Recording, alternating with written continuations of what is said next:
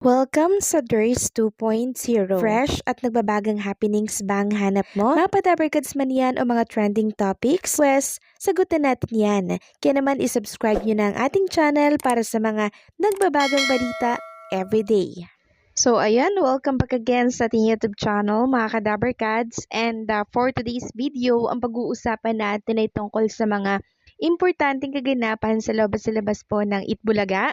And unahin nga natin itong naging views ng live po ng Itbulaga kahapon for Sugod Campus, mga kapatid dito po sa LU. Dito po sa YouTube channel ng TBJ, pumalo po ng 652K. Samantalang dito naman sa TBJ na page sa Facebook, 473K. So halos mag 500,000. So total, lagpas 1,000,000 mga kadabarkads ang nag-view dito po sa live ng Itbulaga kahapon. And lubos nga po nagpapasalamat ang mga dabarkads natin sa mainit po na pagtanggap sa kanila ng mga taga-La Union. Ayon nga po sa TBJ, agyaman kami unay DMMSU. Solid ang inyong mainit na pagtanggap sa buong dabarkads. Ibang level ang energy at pagmamahal na natanggap namin sa inyo.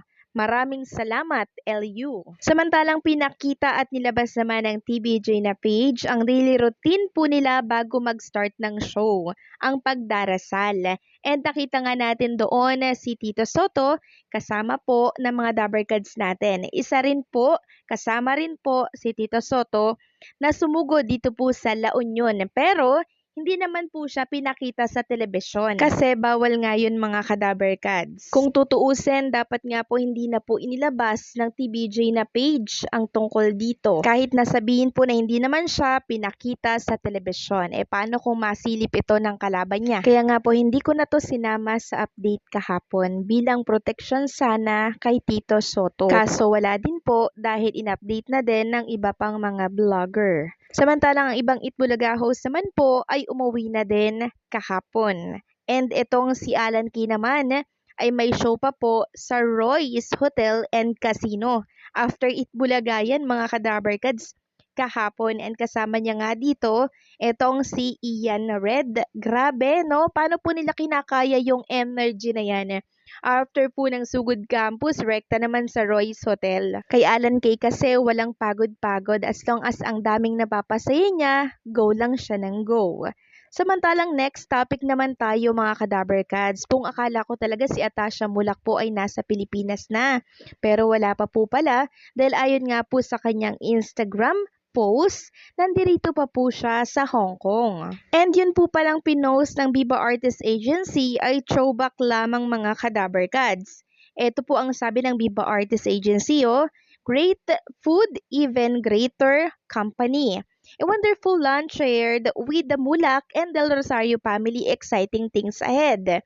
Then mababasa nga natin dito, laro kayo, old photo pala to. Maging ako napaniwala din na akala ko talaga si Atasha Mulak po ay pabalik na ng bansa, pero hindi pa pala mga kadabarkads kasi andirito pa po siya sa Hong Kong. Next topic naman tayo, pag-usapan natin ang tungkol dito sa isang dating Itbulaga host, isang OG dabarkads, na kung saan ginulat nga po ang marami sa kanyang naging announcement.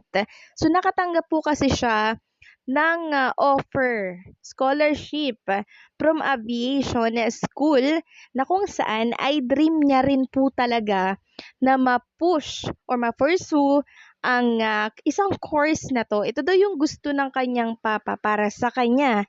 May nag-offer po ng scholarship. Kaya napagdesisyonan niya mga kadabarkads na mag-aral na lamang muna siya at tupadin or i-push yung kanyang gustong-gusto at dream na maging piloto po. So sabi dito sa inilabas ng isang article, Alden Richards is set to fulfill his dreams of becoming a pilot as he received a scholarship from an aviation school in Clark.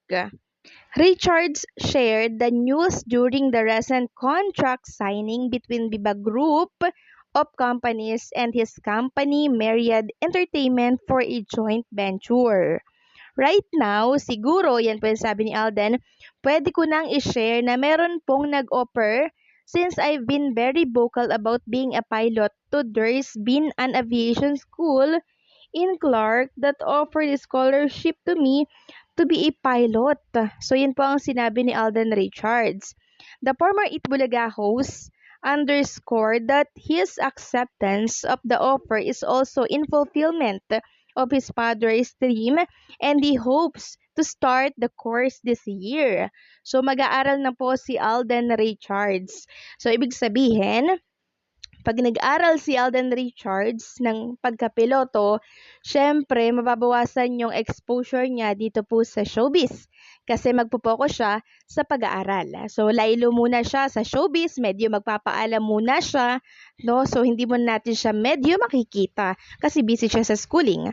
Sabi dito, sobrang excited din ako, saka ko na lang po i-discuss kung sino yung nag-offer ng scholarship once it's final already. He continued, it has been my dad's dream. Sabi ko, sige dad, since medyo 59-58 ka na, ako na lang. Hopefully, kung kaya this year, matapos ko yung course, then lipad-lipad na tayo. Richards also noted that he doesn't have any fear of heights, recalling the time he went skydiving with Hello Love Again, leading lady Catherine Bernardo. He added, nag-skydive nga po ako sa Dubai. Mahilig po ako sa mga matataas na lugar. It gives a bird's eye view of everything. I love to fly, let's go, he said. Richard is set to join fellow actor Sian Lim, who recently ventured into aviation. Lim recently earned his license as a private pilot. So grabe mga kadabarkads, no? Talagang ipupush na po ni Alden Richards ang pagpipiloto na dream talaga niya and gustong-gusto din po ng papa niya para po sa kanya kasi ang dami na naman niyang naipong pera, may mga business na siya mga kadabarkads. So it's time naman na mag-aral siya, 'di ba? Kasi iba yung pag-aartista at iba din yung na-fulfill mo, yung gusto mo, yung dream mong course talaga at yun ay ang pagpapilot. So nakakatuwa lang mga kadabarkads kasi talagang napaka successful na ni Alden Richards, 'di ba? From Itbulaga, sumikat sa Itbulaga, then nagdesisyon na mag-aral na lang at i-pursue itong pagpipiloto. So sana ay mapulfill ni Alden Richards yung kanyang pangarap talaga na maging isang piloto. So, ngayon pa lang, congratulations na Dabarkads Alden Richards. And hopefully magkaroon ka ng license at maipasa mo yan. So ngayon, hindi ka lang artista, isa ka na ring piloto. So paano mga kadabarkads? Hanggang dito na lamang po ang update natin. Maraming salamat po sa patuloy na pagsuporta.